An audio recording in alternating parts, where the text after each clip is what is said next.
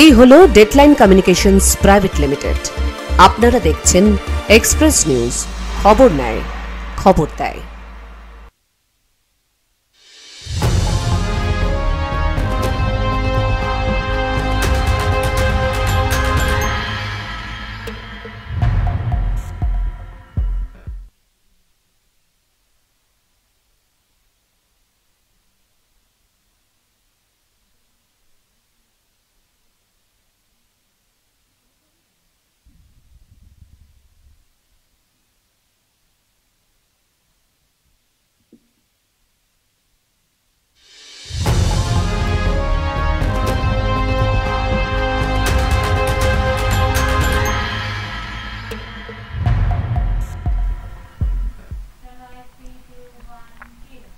নমস্কার, এক্সপ্রেস নিউজে আপনাদের স্বাগত। আমি রয়েছি আপনাদের সঙ্গে সুকন্যা। রোজ সন্ধ্যে 7টা মানে আমাদের সান্ধ্যকালীন একটা অত্যন্ত জনপ্রিয় অনুষ্ঠান এক্সপ্রেস অনলাইন, যেখানে আমরা সাম্প্রতিককালের নানান বিষয় নিয়ে আলোচনা করি এবং বেশ কয়েকদিন যাবৎ ধরে আমরা আমাদের জেলার প্রতিনিধিদের সাথে একদম গ্রাউন্ড জিরো থেকে তাদের জেলার কি বিষয়, তাদের জেলার সারাদিনের কি গুরুত্বপূর্ণ খবর হলো, সেই সমস্ত বিষয় নিয়ে আলোচনা করি। তার আগে আজকে আমার এই অনুষ্ঠান আমার সাথে চালিয়ে নিয়ে যাবে আমার সহকর্মী ডেস্ক পার্সন সঞ্জীব ঘোষ। সঞ্জীবকে এক্সপ্রেস অনলাইনে স্বাগত। তার সাথে ওকে একটা কনগ্রাচুলেট করার কথা, কারণ ও নিজেও আজকাল কিন্তু ফিল্ডে নামছে, ও কিন্তু ফিল্ড রিপোর্টিং এবার থেকে করছে। তার ফলে আমরা যেমন আজকে বিভিন্ন জেলার রিপোর্টারদের সঙ্গে কথা বলবো, আমাদের প্রতিনিধিদের সাথে তাদের জেলার কি গুরুত্বপূর্ণ, যেমন প্রত্যেক দিন আমরা এই বিষয়টা নিয়ে আলোচনা করে থাকি এবং সেই বিষয়টার পুঙ্খানুপুঙ্খ মানে যে আলোচনা হলো কি কারণে, সেই ঘটনা আপনাদের আপডেট দেখি। এবার সেই রকমই কিছু ঘটনা সঞ্জীবের কাছেও শুনবো। ও এখন নতুন নতুন ফিল্ডে বেরোচ্ছে, ফিল্ড রিপোর্টিং কীরকম, গ্রাউন্ড জিরোতে বেরিয়ে একদম ঘটনাস্থলে পৌঁছে নিউজ কভার করার যে একটা আলাদা রোমাঞ্চ, মানে আলাদা একটা অনুভূতি, সেটা ওর কেমন লাগছে সেটাও নিশ্চয়ই ওর কাছ থেকে শুনবো। আগে একটু ওর এই কয়েকদিনের এক্সপিরিয়েন্স একটু শুনে নিই যে ওর কেমন লাগছে এই ফিল্ড রিপোর্টিংয়ে, তারপর আসছি আমাদের অনুষ্ঠানের দিকে। সঞ্জীব বলো তোমার। সর্বপ্রথমে সুকন্যা, শুভ সন্ধ্যা। আমি সঞ্জীব।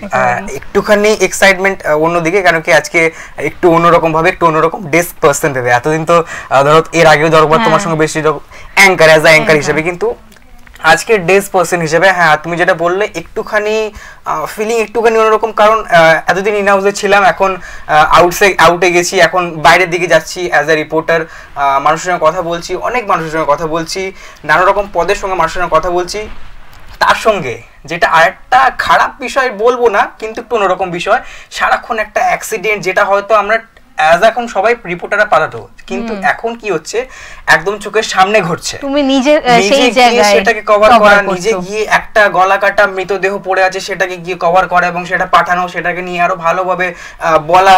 তো এটা একদমই কিন্তু আউটসাইড, এটা কিন্তু তুমি, এটা একটা আলাদা মজা আছে, এটা কিন্তু তুমি মানে ইন হাউসে পাবে না, একেবারে এটা তুমি একমাত্র ফিল্ডেই পাবে, যেটা কিন্তু তোমার মজার ভয়ানক যেটাকে বলে না, সেটা একদম মিক্স থাকে, মানে থ্রিল ব্যাপার।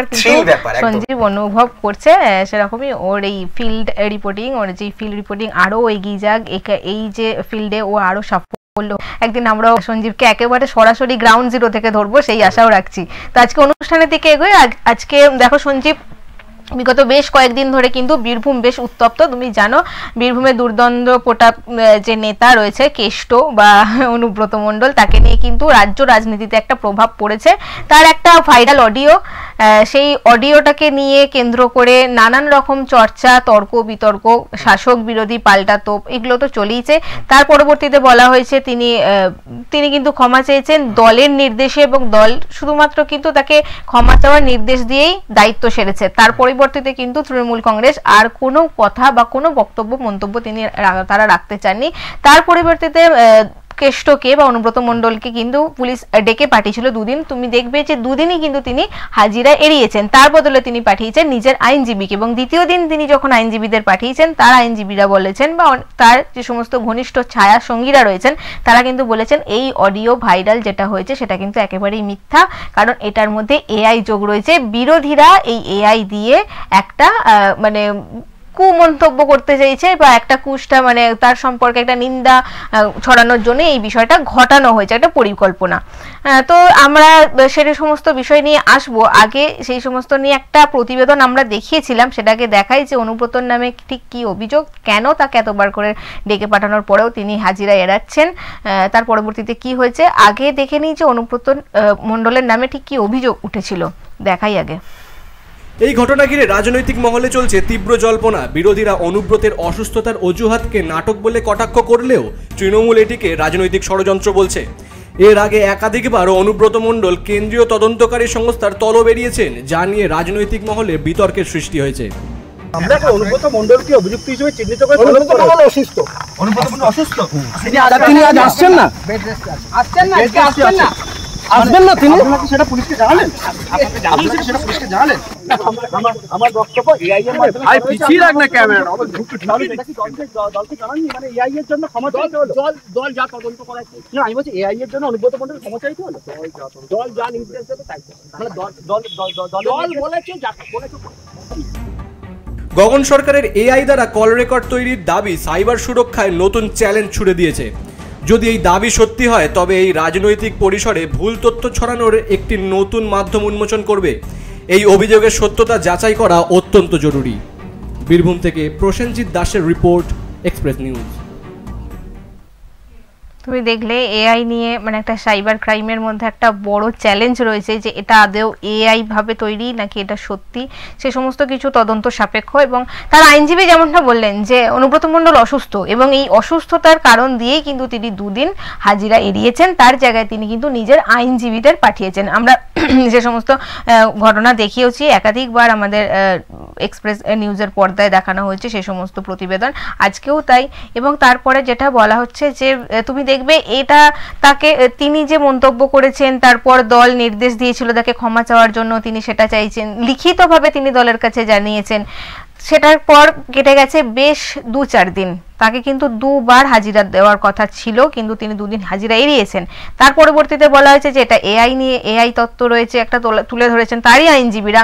তারপর তুমি তো শুনলে আইনজীবী, তারই এক আইনজীবী বললেন যে অনুব্রত মণ্ডল অসুস্থ, সেটাও কিন্তু বারবার করে বলা হয়েছে যে অনুব্রত মণ্ডল নাকি শয্যাশায়ী, তিনি অসুস্থ তাই তিনি হাজিরা দিতে পারেননি। এবার হচ্ছে গিয়ে তার যে ছায়াসঙ্গী বীরভূমের তৃণমূল ছাত্র পরিষদের সভাপতি বিক্রমজিৎ সাউ, তাকেও কিন্তু এই ঘটনার সাথে আঙ্গাঙ্গিকভাবে সে জড়িত।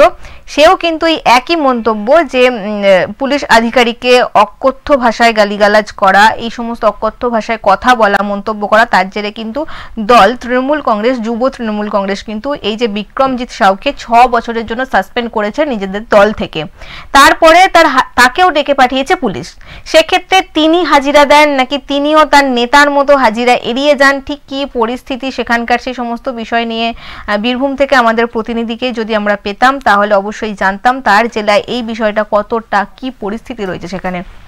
দেখো একাধিকবার কেষ্টকে নিয়ে কিন্তু বারবার অভিযোগ উঠেছে, তার বরাবরই তার মন্তব্য বা তার যে কথা সেটা কিন্তু একটা বেশ বিতর্কের সৃষ্টি করে বরাবরই। আর দীর্ঘদিন তিনি কিন্তু জেলে ছিলেন, তারপর তিনি বেরিয়ে এসেছেন, তারপর জেলা সভাপতির পদ বা যে সমস্ত সাংগঠনিক যে সমস্ত পদের পরিবর্তন হয়েছে, জেলায় সাংগঠনিক দেখাশোনা কারা করবেন তার জন্য কোর কমিটি গঠন করে দেওয়া হয়েছে, দিয়েছেন শীর্ষ নেত্রী যিনি রয়েছেন।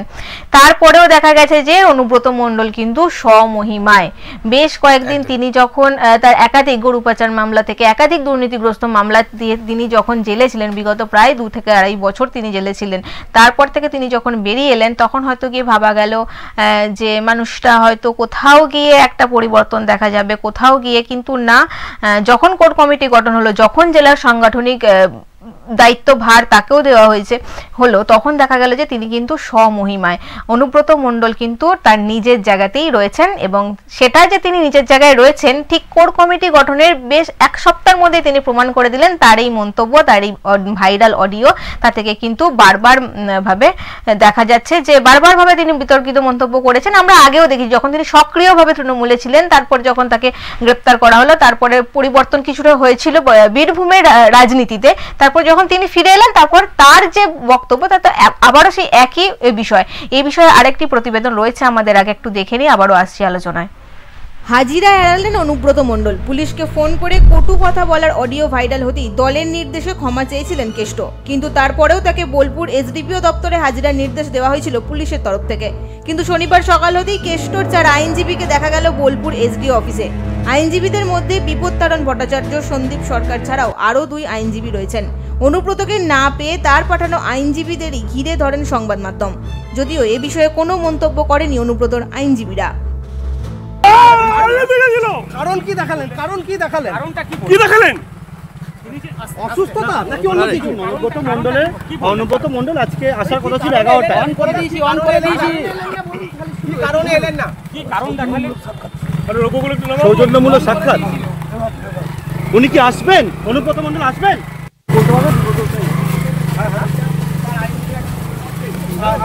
সূত্রের খবর, অনুব্রত মণ্ডল আইনজীবী পাঠিয়ে দিয়েছেন। তার শারীরিক অসুস্থতার কারণেই তিনি হাজিরা দিতে পারেননি। Bureau report, express news. তুমি দেখলে বারবার করে তার আইনজীবীদের প্রশ্ন করা হয়েছে কেন তিনি হাজিরা এড়ালেন। তো সেক্ষেত্রে আইনজীবীরা কিন্তু কোনো বক্তব্য দিলেন না, কোনো মন্তব্য দিলেন না। দুদিনের কিন্তু ছবিটা একই। একদিন বললেন যে তিনি অসুস্থ, অনুব্রত মণ্ডল অসুস্থ, তাই তিনি হাজিরা দিতে পারেননি। সেক্ষেত্রে তারপরেই সেই ঘটনা, দ্বিতীয় দিন তিনি যখন হাজিরা দিতে পারেননি, তিনি যখন অসুস্থ তখন এই কথাগুলো প্রায় ঘুরপাক খাচ্ছে, তখনই কিন্তু সেদিনই কিন্তু দেখা গেল যে এআই যোগের তত্ত্ব আনলেন এই যে যুব তৃণমূল নেতা রয়েছেন বীরভূমে, তিনি বললেন। একদমই তাই। তুমি দেখো সুকর্ণা, একটা জিনিস মাথার মধ্যে একটাই জিনিস ঘোরাফেরা করছে এখন, কত সুন্দরভাবে জিনিসটাকে সাজানো হয়েছে। রাত্রেবেলায় একজন বোলপুরের পুলিশ অফিসারকে ফোন করে অকথ্যভাবে গালিগালাজ করে তাকে তার মা বোন নিয়ে বলা হয়েছে, আমি বলবো তিনি কোন হরিদাস পাল, তিনি কোন বড় আমলা যে তিনি এত বড় আসপর্দা, তিনি একজন গুন্ডা। একজন পুলিশ অফিসার এত বড় র্যাঙ্কিং এ একটা চেয়ারে বসে আছে, তাকে রাত্রেবেলায় কল করে এরকম ভাবে বলছে, তার এত বড় স্পর্ধা কোথা থেকে পায়? তারপরে যখন তার অডিও ক্লিপটা ভাইরাল হয়ে যায়, সেটাকে বলা হয়, সেটাকে তকমা দিয়ে দিল সেটা এআই দ্বারা বানানো হয়েছে। তার থেকেও বড় কথা, তার আগে তিনি ক্ষমা চেয়েছেন। দল যখন নির্দেশ দিয়েছে যে তার এই ধরনের মন্তব্য, কুরুচিকর মন্তব্য করা উচিত নয়, তাকে প্রকাশ্যে ক্ষমা চাইতে হবে, তিনি ক্ষমা চেয়েছেন এবং লিখিতভাবে চিঠি দিয়ে সেটা মুখ্যমন্ত্রীর দপ্তরেও পাঠিয়েছেন, তিনি ক্ষমা চেয়েছেন। তার ঠিক 2 দিন পরে আসছে এআই তত্ত্ব। মানে এই যে ঘটনাটা, এই যে সম্পূর্ণ ঘটনাটা কোথাও গিয়ে যে পরিকল্পিত, মানে এটা একটা খুব হাস্যকর ঘটনা, হাস্যকর পরিস্থিতি, যেখানে ক্ষমা চাওয়া হলো এবং তারপর বলা হচ্ছে। তার সঙ্গে আরেকটা জিনিসও ইনক্লুড করে দিয়েছে যে আমি রাত 10টার মধ্যে ঘুমিয়ে পড়ি, কিন্তু ইতিমধ্যে দেখা যাচ্ছে যখন পুলিশ অফিসারকে কল করা হয়েছে সেটা কিন্তু রাত 12টার পর, এটা কিন্তু রাত 12টার পরই হয়েছে। এবং তার মধ্যে তুমি নিশ্চয়ই একটা জিনিস নোটিস করেছো, যেখানে একজন পুলিশ অফিসারকে সম্ভবত রাজীব কুমার হবে, তিনি তাকে কল করে বলছে যে হ্যাঁ আমি অনুব্রত বলছি, একে কবে সরাবে তুমি? মানে তার কত বড় পাওয়ার, মানে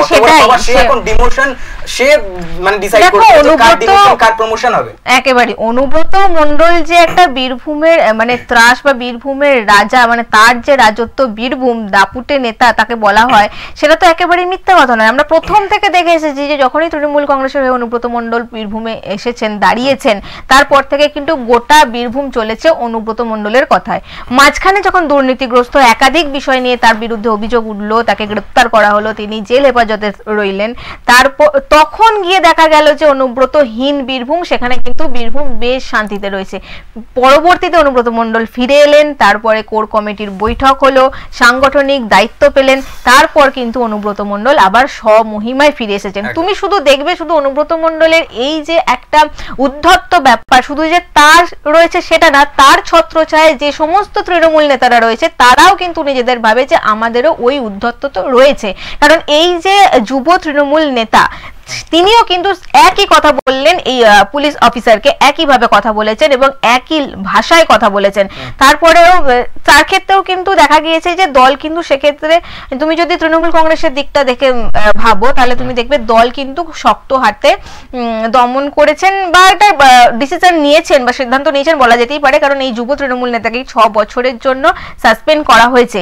কিন্তু অনুব্রত মণ্ডল, যার ছত্র ছায়ায় থেকে এই সমস্ত মানে একদম রুট মানে গ্রাউন্ড লেভেলের নেতারা নিজেদেরকে এত বড় কিছু, এত উদ্ধত্ত ভাবছেন, এত মানে তাদের যে এই দাপট তৈরি হয়েছে, অনুব্রত মণ্ডলের জন্য শুধু হাজিরা, শুধু ক্ষমা চাওয়ার তৃণমূল কংগ্রেসও এই পিছনে কেন বক্তব্য রাখছেন না, মানে শীর্ষ নেতৃত্বরা কেন চুপ রয়েছেন যে অনুব্রত মণ্ডল, যাকে বলা যেতে পারে অনুব্রত মণ্ডলের অনুপস্থিতিতে যখন কাজল শেখ বীরভূমের সাংগঠনিক বিষয় তিনি সামলেছেন বা সাংগঠনিক দিক তিনি সামলেছেন, তখন সেক্ষেত্রে দেখা গিয়েছিল বীরভূম কিন্তু অনেক শান্ত রয়েছে। যখন অনুব্রত মণ্ডল ফিরে এলেন তারপর তিনি কিন্তু স্বমহিমায় তার সেই বক্তব্যেও এই একই বিষয় প্রকাশ পেল, তিনিও স্বমহিমায় রয়েছেন এবং বারবার করে তার বক্তব্য আমরা দেখিয়েছি এবং একটা মানে রাজনৈতিক একটা চাপানুতর সৃষ্টি হয়েছে তার বক্তব্যের পরেই। তুমি দেখেছো এআই একাধিক তত্ত্ব দেওয়া হয়েছে।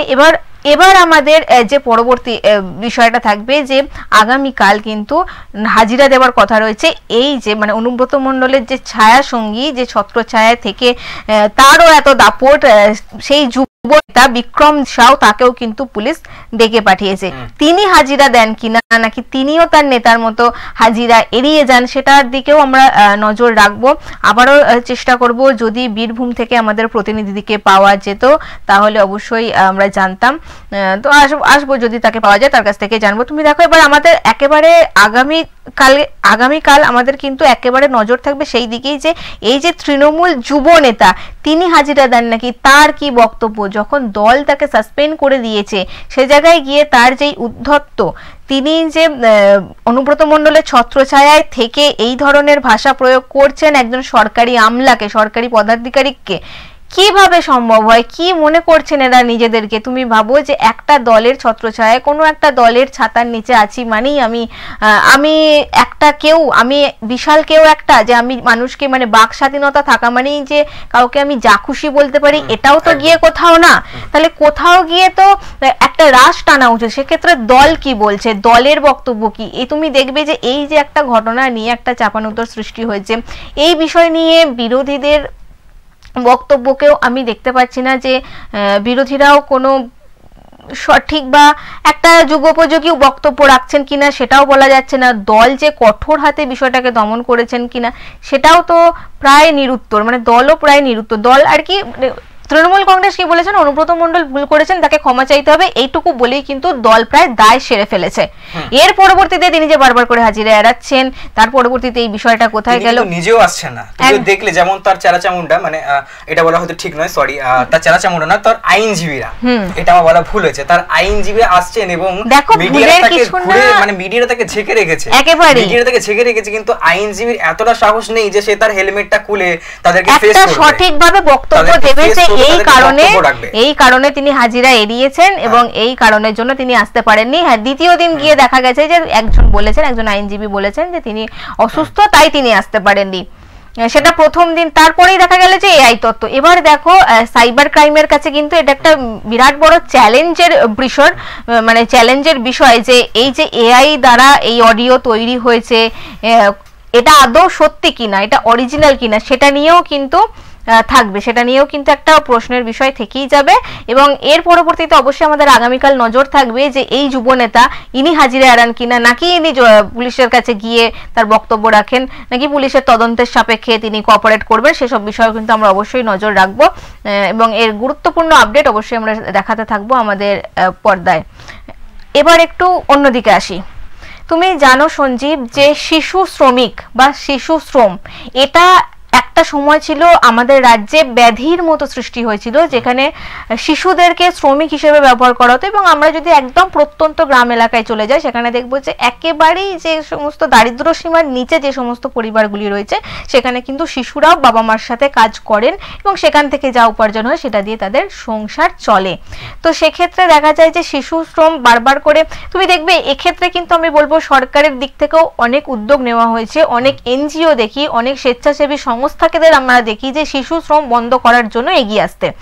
তো একটা খুব দুর্ভাগ্যজনক ঘটনা আমাদের রাজ্যে আমি তোমায় আগে দেখাই একটা প্রতিবেদন, কিছু বলবো না, আগে প্রতিবেদনটা দেখাই তারপর আসছি আলোচনায়। 2 বছর আগে গণেশকে তার বাড়ি থেকে নিয়ে যাওয়া হয়েছিল ছেলের মতো দেখব এই প্রতিশ্রুতি দিয়ে, কিন্তু রাজকোটে গিয়েই শুরু হয় তার উপর অকথ্য অত্যাচার। খেতে দেওয়া ভাত নষ্ট করার মতো তুচ্ছ কারণেও তাকে মারধর করা হতো বলে অভিযোগ। এমনকি বাড়িতে পরিবারের সঙ্গে কথাও বলতে দেওয়া হতো না। গণেশের শারীরিক অবস্থা গুরুতর হওয়ায় অবশেষে মালিক তাকে এক যুবকের সাহায্যে হাওড়ায় পাঠিয়ে দেয়। সেখান থেকে পরিবারের সদস্যরা তাকে বাড়ি নিয়ে আসে। মঙ্গলবার গণেশের বাবা মা জানান, চরম আর্থিক অনটনের কারণে ছেলেকে কাজে পাঠিয়েছিলেন তারা। এমন পরিণতি হবে ভাবতে পারেননি। ভাত খেতাম না, বলছে আমি ভাত খেতে পারতাম না বলে ওই জন্য মারধর করেছে। পিঠে মেরেছে, তারপরে মাথায় মেরেছে, মুখে মেরেছে। ছেলেটা বলছে প্রতিদিনই মারধর করতো আমাকে দিয়ে। এবার ফোন টোন করতো তো মাঝে সাঝে, এবার ছেলে কিছুই বলতো না। এবার মালিক তো ডাইরে থাকতো, এবার ও যদি সত্য কথা বলে আরও মারধর করবে, ওই জন্য সেই ভয়ে ছেলে কিছু বলতে পারে না। যে বাড়ি এসে তারা কালনা থানায় অভিযোগ দায়ের করেছেন। পাশাপাশি গণেশের চিকিৎসার জন্য কালনা হাসপাতালে ভর্তি করা হয়েছে। অভিযুক্ত মালিকের কোনো প্রতিক্রিয়া এখনো পাওয়া যায়নি। পুলিশ ঘটনার তদন্ত শুরু করেছে। Bureau report, express news. তুমি দেখলে সঞ্জীব, কি মর্মান্তিক একটা ঘটনা। এখনো মানে এটা তো সভ্যতার বর্বরতা ছাড়া আর কিছুই না। এইটুকু একটি ছেলেকে তাকে কাজের জন্য নিয়ে যাওয়া হয়েছিল এবং তার প্রতি অকথ্য অত্যাচার করা হয়েছে, তাকে মারধর করা হয়েছে। তুমি দেখলে অসহায় বাবা মাকে দেখি মানুষ কতটা নিষ্ঠুর হলে এরকম কাজ করতে পারে, মানে মানবিকতা আর মানুষের মধ্যে নেই। আর এটা আমার মনে হয় যে যত দিন যাচ্ছে এই মানবিকতা মানুষের কাছ থেকে আশা করাটাও যেন একটা অপরাধ হয়ে যাবে। যে অপর দিকের মানুষটার কাছ থেকে একটু মানবিকতা যে আশা করবেন, সেটাও মনে হচ্ছে অপরাধ। এই যে খুব মর্মান্তিক ঘটনা। আগে জানবো এই যে জেলা কালনা থেকে যে ছেলেটি গিয়েছিল রাজকোটে, সেই জেলার আমাদের প্রতিনিধি রয়েছেন সরাসরি, তার কাছ থেকে জানবো কি বিষয়, কিভাবে এই ঘটনা ঘটলো, কিভাবে এই ছেলেটি রাজকোটে পৌঁছালো। কালনা থেকে রয়েছে আমাদের প্রতিনিধি রীতা ভট্টাচার্য। এক্সপ্রেস অনলাইনে তোমায় স্বাগত। এই যে মর্মান্তিক ঘটনা আমরা দেখালাম, এই যে ছেলেটি কিভাবে রাজকোটে পৌঁছালো, কি ঘটনা ঘটেছে, পারিবারিক পরিস্থিতি ঠিক কি রকম, একটু জানাও আগে। প্রথমত আমাদের রাজ্যের শিশু শ্রমিক নিয়ে একটা উত্তাল অনেক বছর আগে হয়েছিল। এমনকি আমরা যখন ছোটবেলায় পড়াশোনা করতাম, সবাই করেছে, সেটা রচনাতে ছিল, কিন্তু শিশু শ্রমিক সেইগুলো কিন্তু আস্তে আস্তে কোথাও বিলুপ্ত হয়ে যাচ্ছে। আমাদের রাজ্যে হয়তো শিশু শ্রমিক আমরা সেখানেও দেখতে পাচ্ছি, কখনো দেখা যাবে হোটেলে, কখনো রেস্তোরাঁয়, কখনো কোনো একটা দোকানে, সে হয়তো বাসন মাজছে, বাসন দিচ্ছে, খাবার তারা প্রশাসন দিচ্ছে। এবং সেখানকার যারা প্রশাসনিক আধিকারিকরা রয়েছে, নেতা নেত্রীরা, তারা কি করছে? এখানে ঘটনাটা, এখানে হচ্ছে ভিন রাজ্যে শিশু শ্রমিক, তাহলে সেখানকার প্রশাসন কি করবে? যে বাচ্চাটা 2 বছর ধরে একটা গুজরাটের মতো জায়গাতে একটা সিটি গোল্ডের কারখানাতে সে কাজ করছে, সেখানকার যারা প্রশাসন আধিকারিকরা ছিল, তারা কি চোখে দেখতে পায়নি যে একটা বাচ্চা, এখানে একটা বাচ্চা কাজ করছে, মানে এখানে আমরা হয়তো গেলে দেখতে পাবো যে হাজার হাজার বাচ্চারা সেখানে কিন্তু। একেবারে তোমার কাছে এই প্রশ্নে আসবো যে এই বাচ্চাটি ওখানে পৌঁছালো কিভাবে। আমরা সব সময় দেখি যে মানে এই সমস্ত শিশু শ্রমিকদের ক্ষেত্রে একটা বড় দালাল চক্র কাজ করে বা কারোর মাধ্যমে নিয়ে যাওয়া হয়। এই যে একটা বিষয় বারবার করে এই ধরনের ঘটনায় উঠে আসে। যেটা হয়েছিল, তো এই বাচ্চাটির যে পরিবার, তারা হচ্ছে নিম্ন মধ্যবিত্ত পরিবার, মানে 3 আনা দিন খাওয়া একটা ফ্যামিলি। এর 3টে সন্তান আছে বাবার, এবং তার একটা 5 বছরের বাচ্চা মেয়েও আছে। তাদের সঙ্গে কথা বলে জানতে পারা গেছে যে এতটাই গরিব, তারা তাদের বাচ্চাকে খেতে দিতে পারছে না। সেই কারণে তার পাশের গ্রামের এক লোকের হাত ধরে তাকে পাঠায় গুজরাট সিটি গোল্ডে কাজ করবার জন্য। এবার সেখানে গিয়ে কিন্তু 2 বছর ধরে বাচ্চাটা সেখানে আছে।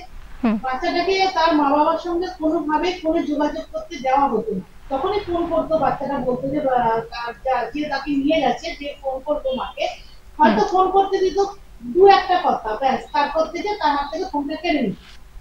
এইবারে এরাও এই ব্যাপারটা চেপে গেছিল, কারণ গরিব মানুষ কি করবে। 2 বছর ধরে একই অত্যাচারের সঙ্গে চলেছে। মানে এর সামনে গেলে তুমি দেখতে পাবে যে তাকে ছাকা পর্যন্ত দিয়েছে, গলাতে বিচ্ছিরি ভাবে একটা দাগ হয়ে আছে, সারা পিঠে মারে, তার লোহা রড দিয়ে মেরেছে, এমনকি মুখের মধ্যে নাকি শাবল ভরে মেরেছে। কাঁধে যেখানে সেখানে ইনফেকশন, সেপটিক হয়ে গেছে। এখন বাচ্চাটা শয্যাশায়ী হয়ে আছে কালনা মহকুমা হাসপাতালে, তার হাঁটার ক্ষমতা নেই, কথা বলার ক্ষমতা নেই। কালকে বাচ্চাটা নিজে মুখে স্বীকার করে, ওখানকার একটি প্রতিবেশীকে বলে যে হ্যাঁ, আমি ওখানে কাজ করতাম, আর ওকে যা খেতে দিত, হয়তো সে যেহেতু বাচ্চা, সব খাবার সে খেতে পারবে না, একেবারে সেই জন্য হয়তো কোনো খাবার খেত না, সেই কারণে তার উপর অত্যাচার। কিন্তু হয়তো আমার মনে হচ্ছে এর ভিতরে আরো গভীর কোনো রহস্য আছে, যেটা বাচ্চাটা বলতে পারে। একেবারেই, মানে সে যদি সুস্থ থাকতো বা হয়তো সেও একটু ট্রমাটাইজড রয়েছে, যার ফলে সে হয়তো সত্যটা বলতে পারছে না। অবশ্যই এর ভিতরে তো একটা রহস্য রয়েছে। এবং এই পুরো তুমি যেটা বললে যে খুবই দারিদ্র সীমার নিচে একটি পরিবার, তাদের ঠিকমতো খাওয়া দাওয়া জুটতো না, সে কারণেই এক সন্তানকে কাজে পাঠাতে বাধ্য হয়েছেন এই পরিবার। সেক্ষেত্রে আমি বলবো যে সেখানকার যে প্রশাসন, এখন তো আমার মনে হয় না কোথাও গিয়ে খাবারের অভাব হয়। এত যে রেশনের সামগ্রী দেওয়া হয়, বাচ্চাকে স্কুলে পাঠালেও যে একটা খাবারের বিষয় রয়েছে, মিড ডে মিল চালু রয়েছে, সেখানে গিয়েও তো একবেলা হলেও খেতে পান। সেক্ষেত্রে পরিবারের যেই অজ্ঞতা, সেখানে গিয়ে কি সাধারণ মানুষের আরো কোথাও গিয়ে আরেকটু সচেতন হওয়া উচিত? এই সমস্ত পরিবারগুলোকে বোঝানো উচিত যে শিশু শ্রমটা না, আগে তাকে খাইয়ে পড়িয়ে মানুষ করাটা দরকার। সেক্ষেত্রে সরকারের তো কোথাও কোথাও গিয়ে কিছু কিছু সুবিধা দেওয়া হচ্ছে সরকারের তরফ থেকে, তো এই যে সুবিধাগুলো ওরা পাচ্ছেন না, একই সমাজের মধ্যে বসবাস করেও যে এই সমস্ত সুবিধা থেকে বঞ্চিত হচ্ছেন, সেক্ষেত্রে সেখানকার স্থানীয় প্রশাসনেরাও মানে নিশ্চুপ। কি বলছো তুমি? দেখো, প্রথমত হচ্ছে এদের মানে যেহেতু এরা বাবা মা কেউই পড়াশোনা জানে না, মানে পুরো ফ্যামিলিটাই পড়াশোনা জানে না, একেবারে এদের মানে যেটা আমরা কথা বলে বুঝেছি, এদের মনের ইচ্ছা হচ্ছে যে কোনো উপায়ে টাকা রোজগার, মানে বেঁচে থাকার তাগিদটা এত বেশি, মানে অর্থনৈতিক ভাবে ওরা এতটাই পিছিয়ে পড়া যে বেঁচে থাকাটাই মোদ্দা কথা। এটাই একটা বড় প্রশ্ন। এবার সেক্ষেত্রে সবকিছু প্রশাসনের চোখে হয়তো যায় না, সেটা তুমিও জানো আমিও জানি, বা প্রশাসন হয়তো নজর দিয়েও সেটা দেখে না। কিন্তু যদি আমি এখনো বলবো, যদি ওখানকার যিনি গ্রাম পঞ্চায়েত সদস্য ছিলেন, প্রধান ছিলেন, তিনি যদি এই ব্যাপারটা আজকে দেখতেন, তাহলে হয়তো শিশুটা এই অবনতি ঘটতো না, এমন হতো শিশুটাকে মেরেও ফেলতে পারতো। একেবারেই। দেখো, তুমি বললে যেটা যে যোগাযোগ একেবারেই ছিল না বাবা মার সাথে, সেক্ষেত্রে যদি আরো বড় কোনো দুর্ঘটনা ঘটতো, সেক্ষেত্রে বাবা মা, আমি যেটা দেখলাম বা যেভাবে দেখা যাচ্ছে যে বাবা মা অত্যন্ত নিরীহ মানে একটি পরিবার, সেক্ষেত্রে বাবা মায়েরও তো করার কিছুই ছিল না। যার মাধ্যমে তারা পাঠিয়েছিলেন, সেই ব্যক্তি কি বলছেন, তার উপরে যে অকথ্য অত্যাচার করা হয়েছে, তিনি কি কোথাও গিয়ে প্রতিবাদ করেননি? তিনি কি কোনোভাবে বাবা মাকে জানাননি যে আপনাদের ছেলে এভাবে অত্যাচারিত হচ্ছে? না, যার হাত ধরে বাবা মা, যার হাতকে ধরে বাবা মা এই বাচ্চাটিকে তুলে দিয়েছিল তার হাতে, মানে তাকে সন্তান স্নেহে দেখবে, তাকে মানুষ করবে, বড় করবে, সেটা কিন্তু ধরতো না। যার হাতে তুলে দেওয়া হয়েছিল সেই ভদ্রলোকে, কিন্তু ভদ্রলোক বলতে খারাপ লাগবে, সেই অমানুষ ওই লোকটি তাকে কিন্তু তার উপরে এই অত্যাচার গুলো চালিয়েছে। সে নিজে হাতে তার উপর অত্যাচার গুলো চালিয়েছে। তার সঙ্গে এখনো যোগাযোগ করা যায়নি। কালনা থানার পুলিশ এই ঘটনার তদন্তে নেমেছে। পুলিশ কিভাবে তদন্ত এগিয়ে নিয়ে যেতে চাইছে? তারা কি ভিন রাজ্যের পুলিশের সাথে যোগাযোগ করেছে, নাকি যার নামে অভিযোগ করা হয়েছে সে তার পরিবারের তরফ থেকে কোনো বক্তব্য পাওয়া গেছে? না, তার পরিবার কেউ এখানে থাকে না, তার পরিবার সবাই ওই গুজরাটেই থাকে। সে মাঝে মধ্যে তার দেশে আছে, দেশের বাড়ি দেখাশোনা করার জন্য। তখন যেহেতু গ্রামটা দরিদ্র সীমার নিচে ওখানে মানুষ বসবাস করে, সে হয়তো গ্রামের অনেক গল্প বলে যে আমার ওখানে গেলে আমি কাজ দেবো, এত টাকা রোজগার হবে, তুমি দোতলা বাড়িতে থাকতে হবে, যে গল্পগুলো মানুষ করে থাকে এবং তার ছাদে পড়ে। এটাও কিন্তু সেটাও সেই ঘটনায় তুমি বলতে পারো। হ্যাঁ, পুলিশ পুরো ঘটনা তদন্ত নেমেছে, তারও তল্লাশি চলছে। যেহেতু তার এখানে ভিটে বাড়ি আছে, নিশ্চয়ই পুলিশ তদন্ত স্বার্থে হয়তো আমাদের কিছু বলবে না। তো আমরা আশা করবো দোষীকে নিশ্চয়ই। আচ্ছা রীতাদি, তাহলে আমি তোমার থেকে জিজ্ঞেস করতে চাইবো, মানে বর্তমানে বাচ্চাটার পরিস্থিতি কেমন, এখন কেমন আছে বাচ্চাটা? আমি যখন কালনা হাসপাতালে ওর কাছে গেছিলাম, তখন বাচ্চাটা বলতে গেলে তুই বলতে পারো পুরো মানে ঘোরের মধ্যে আছে, ও কোনো কথা বলতে পারছে না। ওর বাবা যখন ওকে এপাশ থেকে ওপাশ সরিয়ে দিচ্ছে, তখনই সরতে পারছে, ও ভালো করে তাকাতেও পারছে না। তবে সব থেকে ভয়ঙ্কর যেটা আমার লেগেছে, যে ওর পিঠে এমন একটা ভয়ঙ্কর ক্ষত রয়েছে যেটা সেফটিক আকার ধারণ করেছে। কালনা হাসপাতালের যিনি ডাক্তারবাবু আছেন তারা রেখেছেন। আচ্ছা, বর্তমানে যে বাচ্চাটার এই পরিস্থিতি, এতে তুমি মানে ওখানকার এলাকাদের মানে পরিবেশের যারা আছে আশেপাশে তাদের কি প্রতিক্রিয়া, মানে তারা কি ওই পরিবারের লোককেই দোষারোপ করছে যে তোমাদের জন্যই আজকের বাচ্চাটার এই পরিস্থিতি, এত দুর্ভোগ, তাদের কি প্রতিক্রিয়া? না দেখো, ওই এলাকায় কিছু মানুষ আছে 5 সময় নিচে বাস করে, যারা জমিতে কাজ করে, নিজস্ব জমি নিয়ে অন্য জমিতে কাজ করে, ওই টাকায় তারা খায়। তারা কিন্তু ওই একই পথের প্রতীক। তারা একটাই কথা বলছে, হ্যাঁ বাচ্চাটার উপর অত্যাচার হয়েছে, তো বাচ্চাটাকে মানে যাতে তার কঠিন শাস্তি হয় সেই কথাই বলছে। তার সঙ্গে এটাও কোনো কোনো মানুষ এটাও বলছে যে বাচ্চাটাকে ঠিক ওইখানে টাকা দিতে হবে, কারণ ওর এখন খেলাধুলা করা। দেখো রীতা, তোমার কাছে আরেকটি বিষয় জানতে চাইবো। পরিবার তো পুলিশের কাছে অভিযোগ জানিয়েছে, এর পরবর্তীতে স্থানীয় প্রশাসনের কাছেও নিশ্চয়ই এই খবরটা গেছে যে এরকম পরিস্থিতি, পরিবারটিকে যদি কোনোভাবে সাহায্য করা যায় সেক্ষেত্রে প্রশাসনিক কোনো সাহায্যের হাত কি এগিয়ে এসেছে, নাকি কি পরিস্থিতি, নাকি কোনো মানুষ রয়েছেন ওনাদের পাশে, নাকি অসহায় পরিবারটি নিজেদের লড়াইটা নিজেরাই লড়ছেন? না, আমরা জানতে পেরেছি যে পুরো গ্রামের পরিবারটির পাশে আছে, এমনকি ওখানকার যিনি সদস্য, পঞ্চায়েত প্রধান, সবাই ওনাদের পাশে আছে। ওনারাও চাইছে যে পুলিশকে সাহায্য করতে, যে কোনো ভাবে হোক ওই যে এই বাচ্চাটার সঙ্গে এতটা নিষ্ঠুরতা করেছে তাকে যেন কাল্লা থানার পুলিশ ভিন রাজ্যের পুলিশের সাহায্যে গ্রেফতার করে কাল্লায়। একেবারেই। দেখো, এর তো খুব মর্মান্তিক ঘটনা, মানে কিছু বলার নেই। তুমি যেটা বললে যে পিঠের ওপর যে দাগ, আমরা তো সে সমস্ত দর্শকদের দেখাতে পারছি না, আমরা দেখেছি সে সমস্ত ছবি, খুবই ভয়াবহ। দেখো, শিশু শ্রম বলা যেতে পারে আমাদের সমাজে একটা ব্যাধি হয়ে দাঁড়িয়েছিল একটা সময়, তারপর মনে হয়েছিল যে না, কোথাও গিয়ে হয়তো এই ব্যাধিকে আমরা এই সংক্রমণ থেকে কিছুটা হলে বেরিয়ে আসতে পেরেছি, কিন্তু আবার সেই একই ধরনের একটা ঘটনা, এবং এই ঘটনা তো চোখে আঙুল দিয়ে দেখিয়ে দিচ্ছে যে সমাজ বোধহয় কোথাও গিয়ে এগোয়নি, মানে এগিয়ে যায়নি, একই জায়গায় আমরা পড়ে আছি। তো সভ্যতার বর্বরতা ছাড়া আর কিছুই বলা যাচ্ছে না। শিশু শ্রম কিন্তু এখনো আছে, তুমি একটু খেয়াল করলে দেখতে পাবে রেস্তোরাঁ, ইটভাটা, একেবারে দোকান, মিষ্টির দোকান, তারা কিন্তু আড়ালে আবডালে পিটপুট করে কিন্তু কাজ করে যাচ্ছে। হয়তো প্রশাসন জানে না, সেটা বলা ভুল। নিশ্চয়ই সবার সামনে, লোকচক্ষুর সামনেই যখন হচ্ছে নিশ্চয়ই জানেন। তো কোথাও গিয়ে কি মনে হচ্ছে না যে প্রশাসনের আরেকটু মানে সচেতন হওয়া দরকার? এই যে অ্যাওয়ারনেস, মাঝখানে খুব শিশু শ্রমের বিরুদ্ধে, মানে শিশু শ্রম বন্ধ করার জন্য অ্যাওয়ারনেস চালু হয়েছিল একটা সময়, আমরা দেখেছিলাম স্কুল কলেজে তখন অনেক ধরনের অনুষ্ঠান হতো যার মাধ্যমে করা হতো। কোথাও গিয়ে সেটা কি আবার থমকে গেছে? এই অ্যাওয়ারনেসটা, এই যে সচেতনতা বৃদ্ধির জন্য আলাদা করে কোনো প্রকল্প, আলাদা করে কোনো উদ্যোগ নেওয়া উচিত মনে হয় কি প্রশাসনের? একদমই। যেখানে আমাদের মুখ্যমন্ত্রী মমতা ব্যানার্জি বাচ্চাদের পড়াশোনা করার জন্য এত কিছু ব্যবস্থা করেছে, মিড ডে মিল করেছে, স্কুল থেকে বই, খাতা, পেন, এমনকি স্কুল ড্রেস, তোমার জুতো পর্যন্ত দেওয়া হচ্ছে, সেখানে পয়সা লাগবে না। সেক্ষেত্রে এই দুর্ঘটনা কেন হচ্ছে? এগুলো বারবার কেন আসছে? এখানে প্রশাসনকে নজর রাখতে হবে, এবং প্রশাসনের উচিত প্রতিটি দোকানে কিন্তু অফিসিয়ালি উইদাউট পূর্তি করে সিভিল ড্রেসে গিয়ে কিন্তু দেখা যে কোথায় এরকম ছোট ছোট বাচ্চারা আছে, তাদের যে জোর করে কাজ করানো হচ্ছে, তাদের করছে একেবারে বন্ধ হতে পারে। একেবারে তোমার এই মন্তব্য সত্যি খুব মানে যুক্তিযুক্ত, যে সিভিল পোশাকে প্রশাসন বেরুক এবং দেখুক যে শিশু শ্রম কোথায় গিয়ে পৌঁছেছে, যেখানে এত কিছু সুযোগ সুবিধার মধ্যেও কিন্তু শিশুদেরকে সেই সুযোগ সুবিধার আওতায় আনতে কোথাও গিয়ে কিন্তু প্রশাসন সত্যি আজও ব্যর্থ। তুমি এই ঘটনার উপরে অবশ্যই আপডেট রেখো, এবং এর পরবর্তী খবর, মানে কি হলো তার আপডেট, শিশুটি কেমন রইলেন, তার পরিবার কেমন রইল, যদি কোনোভাবে সাহায্য করা যায় সেক্ষেত্রে কি করা যেতে পারে, সে সমস্ত বিষয় নিয়ে আবারও তোমার কাছে ফিরবো। কালনা থেকে ছিলেন আমাদের প্রতিনিধি রীতা ভট্টাচার্য, তোমাকে অনেক ধন্যবাদ রীতা। দেখো, তুমি যেটা দেখলে কি পরিস্থিতি সেখানকার, একেবারেই দারিদ্র্যসীমার নিচে একটি পরিবার এবং 3টি সন্তান, তাদেরকে ঠিকমতো ভাবে খেতে দিতে পারেন না বাবা মা, তার জন্য বাধ্য হয়ে সন্তানকে পাঠাতে হয়েছে ভিন রাজ্যে কাজে, এবং প্রতিবেশী এক ব্যক্তির হাত ধরে বা সেই ব্যক্তির মাধ্যমেই পাঠিয়েছেন। সেই ব্যক্তি যাওয়ার সময় বলেও ছিলেন যে নিজের ছেলের মতো দেখব, কাজ শিখিয়ে দেব, বা সেক্ষেত্রে যা উপার্জন হবে নিশ্চয়ই তোমাদের পরিবারে কোথাও কি একটা সচ্ছলতা ভাব আসবে।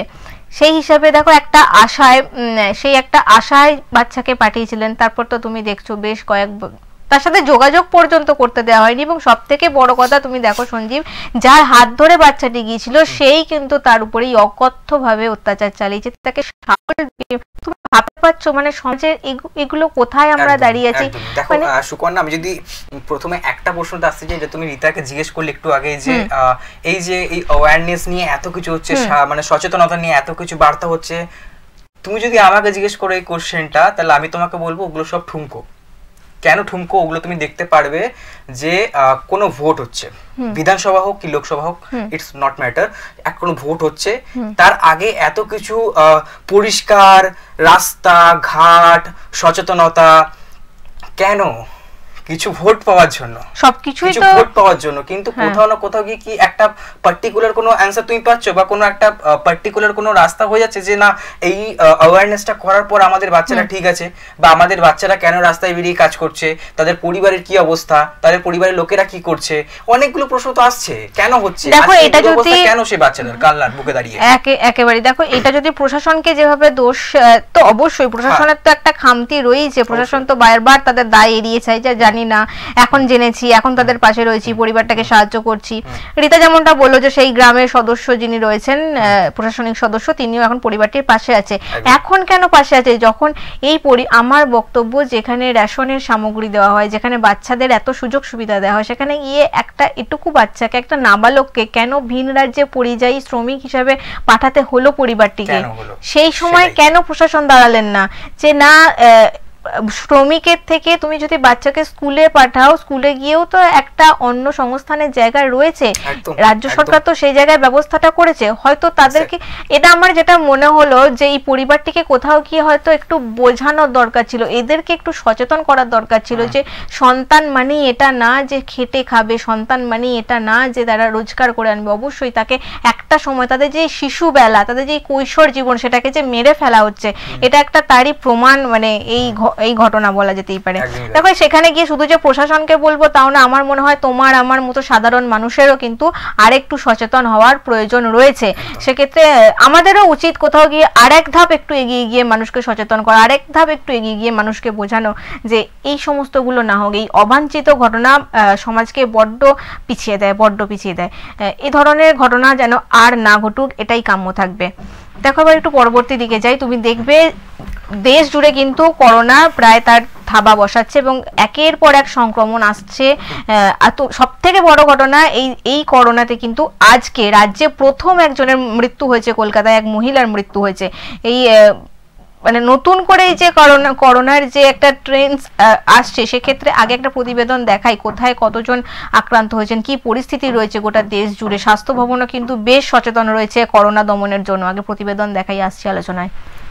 কেন্দ্রীয় স্বাস্থ্য মন্ত্রকের তথ্য অনুযায়ী বর্তমানে রাজ্যে করোনা আক্রান্তের সংখ্যা 287 জন এবং দেশজুড়ে মোট আক্রান্তের সংখ্যা 3758 জন। এই পরিস্থিতিতেও দুর্গাপুরের করোনা মুক্ত থাকাটা নিঃসন্দেহে ইতিবাচক দিক। দুর্গাপুর মহকুমা হাসপাতালের সুপার ডাক্তার ধীমান মণ্ডল আজ এক বিবৃতিতে বললেন, করোনা অন্যান্য 5টি রোগের মতোই একটি রোগ, তাই এ নিয়ে উদ্বেগের কোনো কারণ নেই। তিনি আরও বলেন, বিগত দিনের মতো করোনা এবার মহামারীর আকার ধারণ করবে না। করোনা আক্রান্ত এসেছে না আসেনি সেটা এখন কোনো উদ্বেগের বিষয় নয়। করোনা একটা আর 5টা রোগের মধ্যে করোনা একটা রোগ আমাদের সবার মধ্যে আসে, ছিল, থাকবে। যেটা মহামারীর রূপ নিয়েছিল, সেই মহামারীর সময় আমরা সবাই উদ্বিগ্ন বা আমরা প্রচণ্ড উৎকণ্ঠার মধ্যে তখন ছিলাম। তো সেই পরিস্থিতি হয়তো করোনা আর আনতে পারবে না, যেহেতু আমরাও সেইভাবে মানুষ সমাজের লাইফ, হিউম্যান লাইফ, আমরাও নিজেকে মডিফাই করে দিয়েছি। ডাক্তার মণ্ডল আশ্বস্ত করেছেন যে দুর্গাপুর মহকুমা হাসপাতালে করোনা মোকাবেলার জন্য সব ধরনের ব্যবস্থাই প্রস্তুত রয়েছে। যদিও এখনো পর্যন্ত কোনো করোনা রোগী হাসপাতালে আসেননি। দুর্গাপুরের জনগণের মধ্যে করোনা নিয়ে কোনো আতঙ্ক নেই বলেও তিনি জানান। সামগ্রিকভাবে দুর্গাপুরে করোনা পরিস্থিতি এখনো নিয়ন্ত্রণে এবং স্বাভাবিক রয়েছে। দুর্গাপুর থেকে রণ ঘোষের রিপোর্ট, এক্সপ্রেস নিউজ। কোথাও গিয়ে আমরা একটু সচেতন হয়তো রয়েছি, বা কোথাও গিয়ে আমরা হয়তো একটু মানে কি বলবো, একটু সেফ রয়েছি, যেহেতু আমাদের দুর্গাপুরে কিন্তু এখনো কোভিড আক্রান্তের সংখ্যা সেভাবে চোখে পড়েনি এবং স্বাস্থ্য দপ্তর থেকে এবং হাসপাতাল থেকেও কিন্তু সেভাবে অ্যাক্টিভ কোভিডের কেস কিন্তু সেভাবে ধরা পড়েনি। কিন্তু রাজ্যে এবং দেশে কিন্তু উত্তর বাড়ছে করোনার সংক্রমণ, এবং তুমি দেখেছো একাধিক জায়গায় সংক্রমণ হচ্ছে। এবং সব থেকে বড় কথা, আমরা যে দেখেছিলাম কোভিড পিরিয়ডে, তখন কোভিডের যে লক্ষণগুলো ছিল, এখন কিন্তু এই নতুন করে যে করোনা ভাইরাসের আক্রান্ত যেই ছড়াচ্ছে সংক্রমণটা, তার লক্ষণ কিন্তু একেবারেই আলাদা। এবং সেক্ষেত্রে গিয়ে ডাক্তার যেমনটা বললেন তিনি, যে এতটা ভয়াবহতা হয়তো না হলেও মানুষ কিন্তু এক্ষেত্রে বেশিরভাগই বাড়িতে থেকে চিকিৎসা নিচ্ছেন, কারণ যেহেতু মানে বারবার করে বলা হচ্ছে যে এই যে কোভিড দমনের জন্য একমাত্র যে কোভিশিল্ড বা ভ্যাকসিন যেগুলো মানে দেওয়া হয়েছিল সেই সময়, সেগুলোই কিন্তু একমাত্র বর্মন হতে পারে, মানে বর্ম হতে পারে, যে ওরাই আটকাতে পারে। তো সেক্ষেত্রে গোটা রাজ্যে কিন্তু এই করোনার থাবা নতুন করে দেখা যাওয়া এবং সবথেকে বড় কথা রাজ্যে একজনের মৃত্যু হওয়ায় কিন্তু বারবার করে এটা আরো ভয়াবহতা সৃষ্টি করছে। এই করোনা নিয়ে একটু কথা বলবো কুচবিহার থেকে আমাদের প্রতিনিধি, তার জেলায় কি পরিস্থিতি এটা নিয়ে একটু কথা বলবো কুচবিহার থেকে। দীপজয়কে যদি পাওয়া যেত। দীপজয় রয়েছে কুচবিহার থেকে আমাদের প্রতিনিধি। দীপজয়কে স্বাগত এক্সপ্রেস অনলাইনে। কোভিড সংক্রমণ কিন্তু দেশে বারবার করে বেড়েই চলেছে, প্রত্যেক দিন আমরা দেখছি সংক্রমণের সংখ্যা বাড়ছে। সেক্ষেত্রে দেখতে গেলে আজকে রাজ্যে একজনের মৃত্যু হয়েছে, সেটা কলকাতায়। তোমার জেলায় এই কোভিডের পরিস্থিতি কি রকম? কোথাও গিয়ে কি কোনো অ্যাক্টিভ রোগীকে দেখা গেছে যিনি করোনা সংক্রমণে আক্রান্ত রয়েছেন? দেখো, হ্যাঁ দেখো, একেবারেই কিন্তু গোটা দেশের পাশাপাশি রাজ্যে যেভাবে যে করোনা সংক্রমণের হার কিন্তু দিন দিন বেড়েই চলেছে, কিন্তু সেই ক্ষেত্রে যদি দেখি যে কোচবিহার জেলায় কিন্তু এখনো পর্যন্ত সেরকম কোনো সংক্রমণ মেলেনি।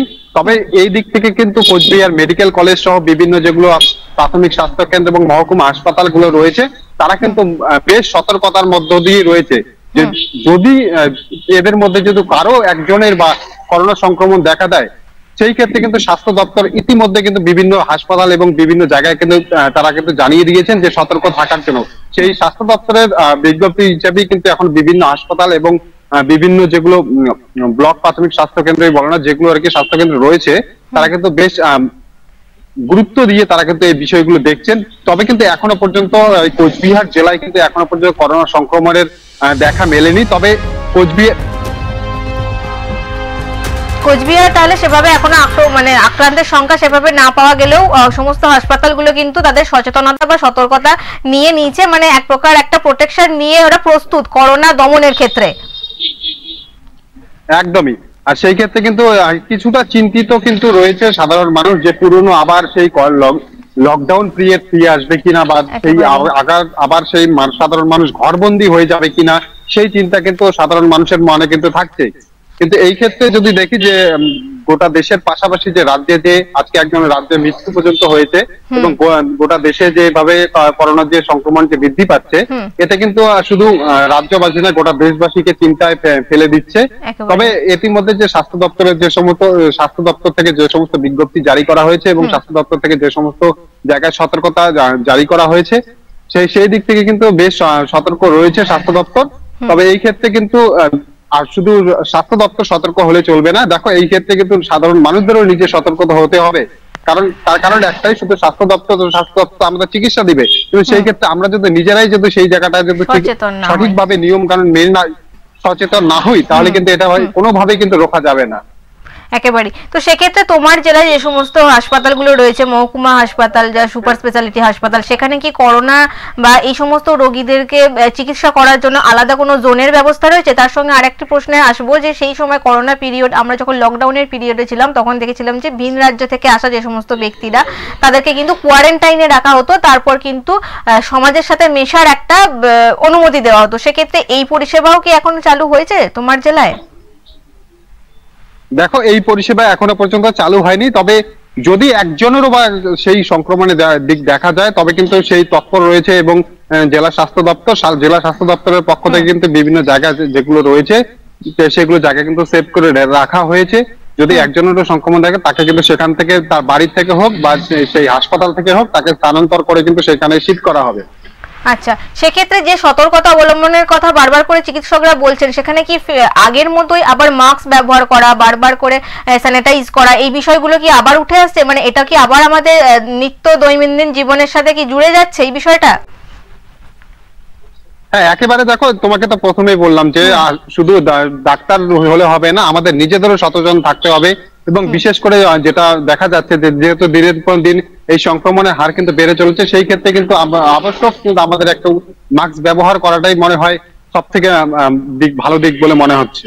মানুষের মধ্যে এই সচেতনতা কি লক্ষ্য করছো? মানে সাধারণ মানুষ যখন রাস্তায় বেরোচ্ছেন, কোথাও কি সচেতন হচ্ছেন?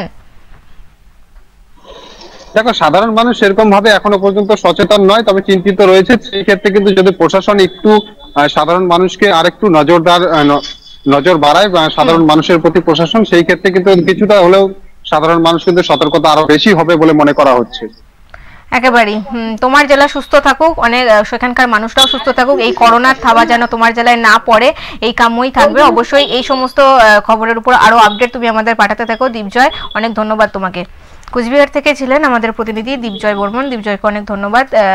জানালো কোচবিহারের পরিস্থিতি ঠিক কীরকম। তার জেলাতে কোনো সংক্রমণ না হলেও কিন্তু মানুষের মধ্যে আতঙ্ক রয়েছে এবং সেখানকার যে সমস্ত চিকিৎসকরা রয়েছেন তারা কিন্তু বারবার করে বলছেন যে নিজেদের সচেতন হতে হবে, সচেতন হলে তবেই গিয়ে কোথাও সংক্রমণটা আটকানো যাবে। তুমি দেখো এই করোনা সংক্রমণের সঙ্গে বারবার করে একটা কথা জুড়ে যায় যে লকডাউন। তুমি জানো লকডাউনের সময় কি ভয়াবহ পরিস্থিতির সৃষ্টি হয়েছিল, গোটা দেশ জুড়ে কি পরিস্থিতি চলছিল।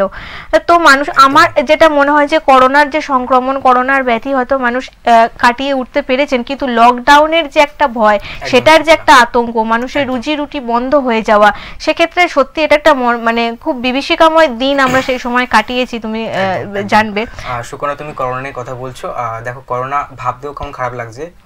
চলে যাচ্ছি একদম সেই দিনটাতে 2019-এর শেষের দিকে, 2020-র শুরুর দিকে, যখন আমাদের প্রধানমন্ত্রী মাননীয় নরেন্দ্র মোদীজি যখন বললেন এই কথাটা যে আজ থেকে রাত 12টার সময় লেগে যাচ্ছে লকডাউন, যেটা নাকি তখন খুবই একটা ভয়াবহ এবং খুবই মানে দেখো এই কথাটার সাথে আমরা পরিচিতই ছিলাম না যে লকডাউন কি হতে পারে, সেটা কি জিনিস।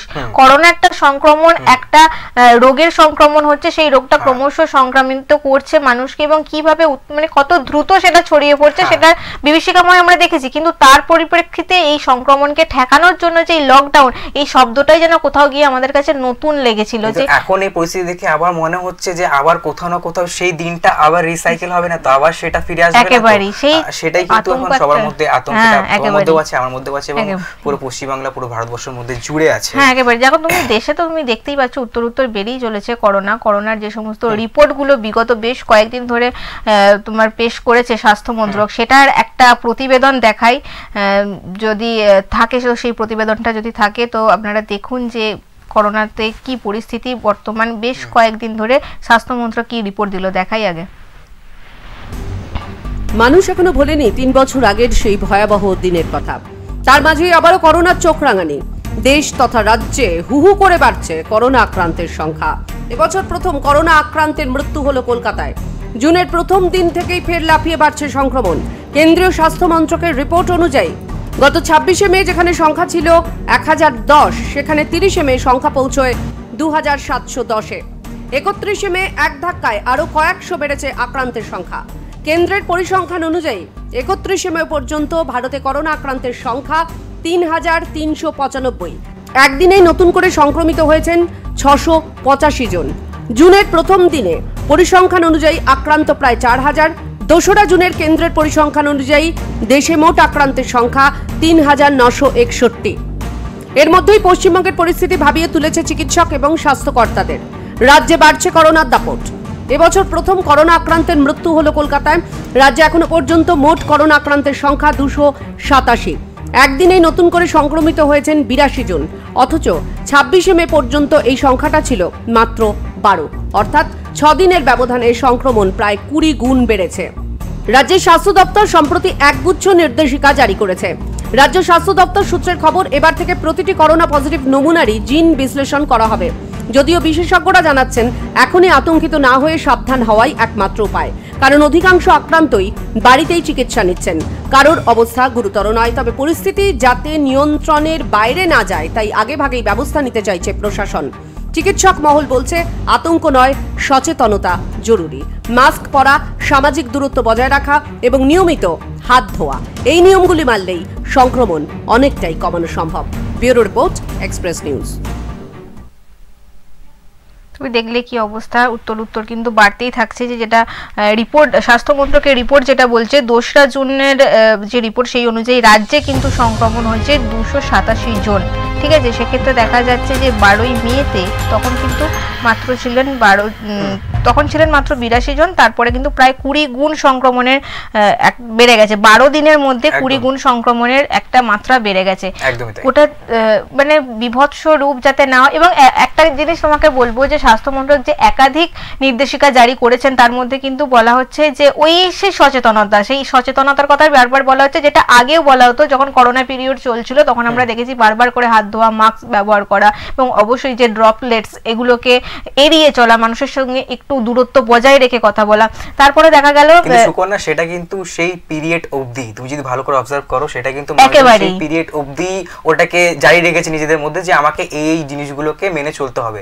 আস্তে আস্তে যখন করোনা কমতে লাগলো, যখন সবাই ঠিকঠাক হতে লাগলো, যখন আমাদের পরিস্থিতি ঠিকঠাক হতে লাগলো, তখন কিন্তু মানুষ কোথাও না কোথাও ওই জিনিসগুলোকে ভুলে গেল, যার কারণে হয়তো আবার এই জিনিসটা ফিরে আসছে, আবার করোনা ফিরে আসছে, আবার আমাদের মনের ভিতরে সেই ভয়গুলো, সেই খামতিগুলো জেগে উঠছে। যদি আমরা নিজেরা ঠিকঠাকভাবে থাকি, আরো ঠিকঠাকভাবে নিজেকে রাখি, তাহলে হয়তো কোথাও না কোথাও এইটা আজকে আমাদের এই পরিস্থিতি দেখতে হতো না। সেটাই একেবারে। দেখো, আর যেটা বলা হলো যে যদি কোনো রোগীর দেহের মধ্যেই করোনা সংক্রমণ দেখা যায়, তাহলে কিন্তু সেই রোগীর সেই সংক্রমণের যে জীবাণু তাকে কিন্তু জিন টেস্ট করানো হবে, যেটা স্বাস্থ্য মন্ত্রক থেকে বলা হয়েছে। তখন কোথাও গিয়ে আমার মনে হয় যে এই পরীক্ষা নিরীক্ষাগুলো চললে হয়তো এর প্রতিষেধক কোনো টিকা বা কোনো ঔষধ এগুলো হয়তো বা আসবে। সেগুলো দেখো করোনার পিরিয়ডের পর থেকে আমরা দেখেছি যে একে দমন করার জন্য একের পর এক গবেষণা, একের পর এক পরীক্ষা নিরীক্ষা কিন্তু চিকিৎসক এবং বিজ্ঞানীরা করেই চলেছেন।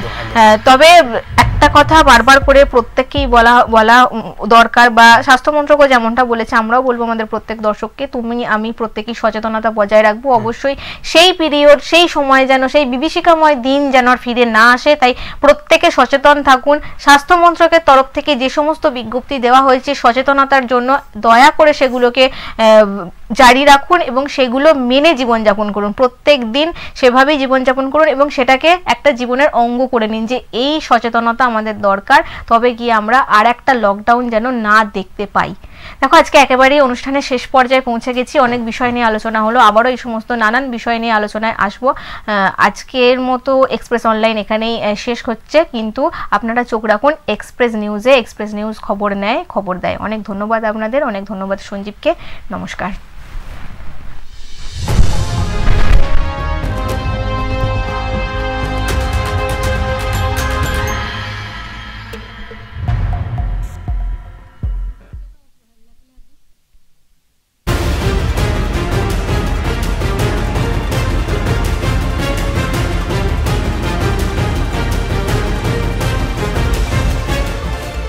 এই হলো ডেডলাইন কমিউনিকেশনস প্রাইভেট লিমিটেড। আপনারা দেখছেন এক্সপ্রেস নিউজ, খবর নেয়, খবর দেয়।